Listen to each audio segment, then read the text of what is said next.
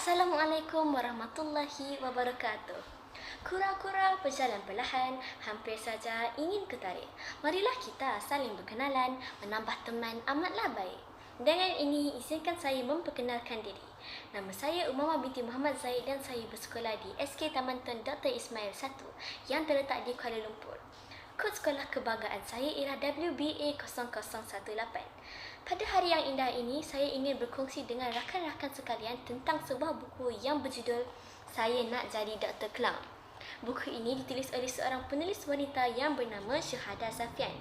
Buku ini juga diterbitkan oleh Ana Muslim STN BHD pada tahun 2015. Walaupun hanya mempunyai 126 muka surat, ia mampu memberikan impak yang begitu besar kepada saya. Saya juga yakin bahawa buku ini akan mendapat tempat di hati para pembaca. Jadi, tunggu apa lagi? Ayuh kita mulakan. Karakter utama dalam novel ini bernama Fatimah atau Ima sebagai nama pendek. Ima ialah seorang penghuni wad nombor 151 yang baik hati dan mesra kepada sesiapa pun. Pesakit muda yang cilik lagi istimewa ini mempunyai cita-cita yang begitu besar. Dia mahu menjadi Dr. Clown. Mungkin kamu tertanya-tanya, Dr. Clown itu apa? Ini jawapannya. Dr. Clown ialah orang yang berpakaian seperti badut yang bertugas untuk menghiburkan pesakit-pesakit terutamanya di wad kanak-kanak. Tahukah anda, kajian turut mendapati bahawa ketawa akan menyembuhkan pesakit-pesakit dengan lebih cepat. Justru walaupun tidak menggunakan ubat-ubatan, Dr. Clown juga dianggap sebagai doktor kerana membantu menyembuhkan pesakit. Sumber terbesar kepada inspirasi Ima untuk menjadi seorang Dr. Clown ialah Dr. Sway dan isterinya Dr. Rina yang tidak pernah jemu menghiburkannya serta pesakit-pesakit yang lain.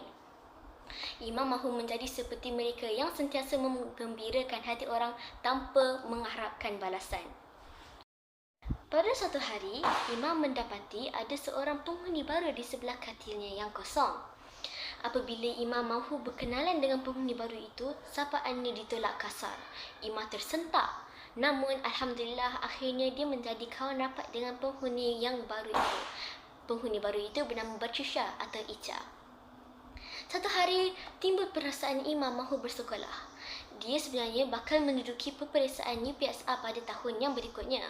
Namun begitu, dia bimbang ibu bapanya tidak membenarkan hasrat hatinya itu. Ica yang setia mendengar luahan hati Ima itu faham akan perasaannya. Cuma, mesti dia dan seluruh warga Wad 151 akan berasa sunyi setelah ketiadaan Ima. Syukur kepada Allah, hasrat hati Ima menjadi kenyataan. Dia kini dapat pergi ke sekolah. Di sekolah barunya itu, dia mendapat dua rakan yang baharu, Suraya dan juga Najwa. Najwa ialah murid yang dianggap sebagai murid yang paling nakal di dalam kelas Ima. Tetapi apabila Ima mengenali Najwa dengan lebih mendalam, dia mendapati bahawa Najwa bukanlah nakal. Najwa hanya mahu bergurau supaya ada orang yang sudi berkawan dengannya. Tetapi gurauannya itu menyakitkan lagi hati rakan sekelas yang lain dan menyebabkan Najwa dijauhi oleh rakan-rakannya. Alhamdulillah, kini Suraya, Ima dan Najwa berkawan dengan amat rapat sekali. Suatu hari apabila Ima pulang dari sekolah, dia mendapat berita yang begitu menggemparkan.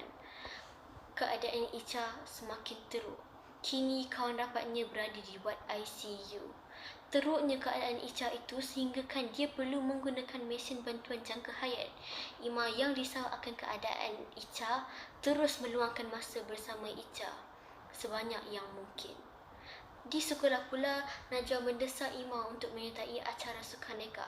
Sebenarnya, Ima masih lagi belum memberitahu Suraya dan Najwa tentang penyakit yang dihadapinya setelah sekian lama berkawan dengan mereka. Tetapi Ima mendabahkan hatinya itu. Dia tidak mahu kawannya berasa kecewa. Walaupun Ima sendiri tahu aktiviti yang lasak boleh memburukkan lagi keadaannya itu, dia masih berhasrat untuk menyertai acara lumba lari yang diadakan. Perancangan Allah tiada siapa yang tahu. Ima pengsan ketika acara lumba lari dijalankan. Apabila Ima membuka mata dan melihat sekelilingnya, dia tahu dia berada di hospital. Najwa, Suraya dan ibu bapa Ima ada bersamanya. Kedua-dua rakannya terus meminta maaf kepada Ima serta ibu bapa Ima.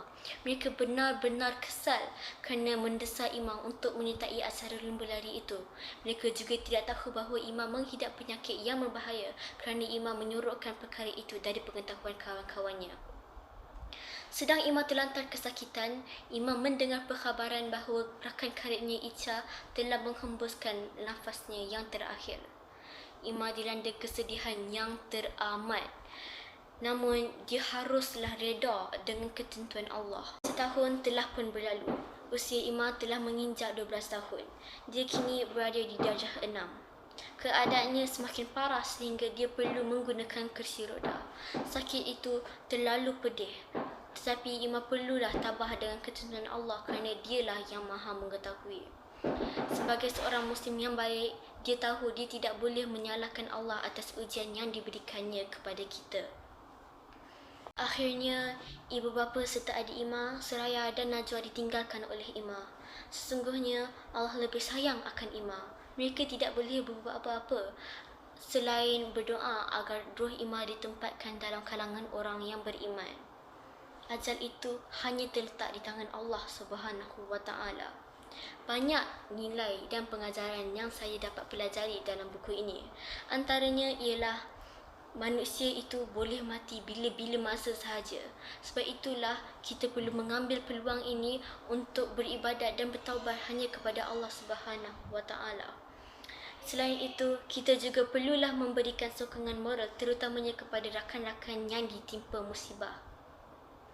Jangan sesekali kita menyalahkan Allah atas ujian yang diberikannya kepada kita. Sebaliknya, gunakan peluang yang diberikan oleh Allah itu sebagai pendorong untuk kita melakukan amal baik. Sekian, terima kasih.